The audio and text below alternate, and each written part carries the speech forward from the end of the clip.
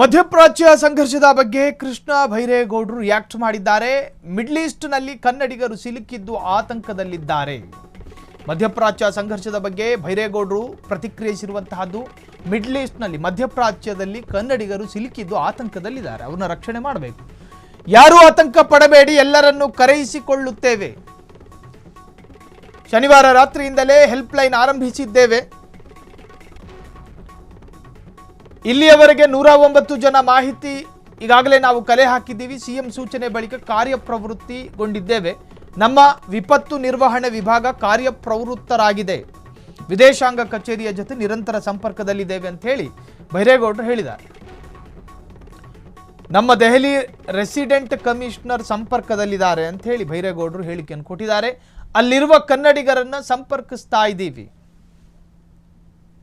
ನಮ್ಮನ್ನ ರೆಸ್ಕ್ಯೂ ಮಾಡಿ ಅಂಥೇಳಿ ಯಾರಾದರೂ ಮನವಿ ಮಾಡಿಕೊಂಡ್ರೆ ಖಂಡಿತವಾಗ್ಲೂ ನಮ್ಮ ತಂಡ ನಿಮ್ಮ ಸನಿಹಕ್ಕೆ ಬರುತ್ತೆ, ನಿಮ್ಮನ್ನು ರಕ್ಷಣೆ ಮಾಡುವಂಥ ಪ್ರಯತ್ನಗಳನ್ನು ಮಾಡ್ತವೆ.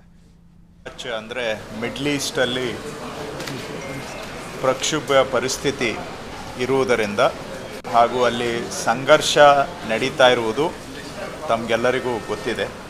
ಈ ಸಂಘರ್ಷದ ಕಾರಣದಿಂದ ಕರ್ನಾಟಕದ ನಿವಾಸಿಗಳು ಕೆಲವರು ಮಿಡ್ಲ್ ಈಸ್ಟಲ್ಲಿ ಟ್ರಾನ್ಸಿಟಲ್ಲಿ ಅಲ್ಲೇ ಸಿಕ್ಕಾಕ್ಕೊಂಡಿದ್ದಾರೆ. ಅವರು ಸ್ವಲ್ಪ ಆತಂಕದಲ್ಲಿದ್ದಾರೆ. ನಾವು ಹೇಗೆ ಮರಳುವುದು ಅನ್ನುವಂಥ ಪ್ರಶ್ನೆಯನ್ನು ಇಟ್ಕೊಂಡು ಅವರೆಲ್ಲರಿಗೂ ಕೂಡ ನಾನು ಸರ್ಕಾರದ ಪರವಾಗಿ ಆತಂಕಕ್ಕೆ ಒಳಗಾಗಬೇಕಾದಂಥ ಅವಶ್ಯಕತೆ ಇಲ್ಲ ಎಂದು ವಿಶ್ವಾಸವನ್ನು ತುಂಬುವಂಥ ಕೆಲಸ ಮಾಡಲಿಕ್ಕೆ ಬಯಸ್ತೇನೆ. ನಮ್ಮದು ಅವರಿಗೆ ಸ್ಪಂದನೆ ಮಾಡಲಿಕ್ಕೆ ಶನಿವಾರ ರಾತ್ರಿಯಿಂದನೇ ನಾವು ಹೆಲ್ಪ್ ಲೈನನ್ನು ಚಾಲನೆ ಮಾಡಿದ್ದೇವೆ. ಈಗಾಗಲೇ ಸುಮಾರು 109 ಅಲ್ಲಿ ಸಿಲುಕಿಕೊಂಡಿರ್ತಕ್ಕಂಥವರು ನಮ್ಮ ಹೆಲ್ಪ್ ಲೈನ್ಗೆ ಕರೆಯನ್ನು ಮಾಡಿ ಅವ್ರದ್ದು ಮಾಹಿತಿಯನ್ನು ನಮಗೆ ಕೊಟ್ಟಿದ್ದಾರೆ.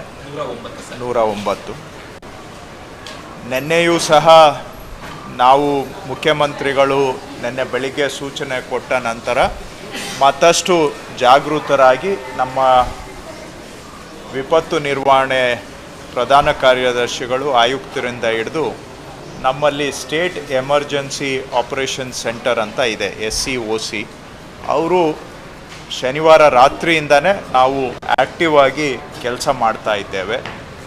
ಹಾಗೂ ಭಾರತ ಸರ್ಕಾರದ ಜೊತೆಗೆ ಅಂದರೆ ಮಿನಿಸ್ಟ್ರಿ ಆಫ್ ಎಕ್ಸ್ಟರ್ನಲ್ ಅಫೇರ್ಸ್ ಅವರ ಜೊತೆಗೆ ಪ್ರತಿನಿತ್ಯ ಸಂಪರ್ಕವನ್ನು ಇಟ್ಕೊಂಡು ಯಾವ ಜನ ನಮ್ಮವರು ಸಿಕ್ಕಾಕ್ಕೊಂಡಿದ್ದಾರೆ ಭಾರತ ಸರ್ಕಾರದ ಮುಖಾಂತರ ಅವರನ್ನು ತಲುಪುವಂಥ ಪ್ರಯತ್ನವನ್ನು ಮಾಡ್ತಾ ಇದ್ದೇವೆ. ದೆಹಲಿಯಲ್ಲಿ ಇರ್ತಕ್ಕಂಥ ನಮ್ಮ ರೆಸಿಡೆಂಟ್ ಕಮಿಷನರ್ ಅವರು ಸಹ ministry of external affairs Delhi. ಕ್ಷಣ ಕ್ಷಣದ ಸುದ್ದಿಗಳಿಗಾಗಿ ಫ್ರೀಡಂ ಟಿವಿ ಸಬ್ಸ್ಕ್ರೈಬ್ ಮಾಡಿ, ಲೈಕ್ ಮಾಡಿ ಹಾಗೂ ಫಾಲೋ ಮಾಡಿ. ಹೊಸ ಸುದ್ದಿಗಳ ನೋಟಿಫಿಕೇಶನ್ಗಾಗಿ ಬೆಲ್ ಐಕಾನ್ ಮೇಲೆ ಕ್ಲಿಕ್ ಮಾಡಿ.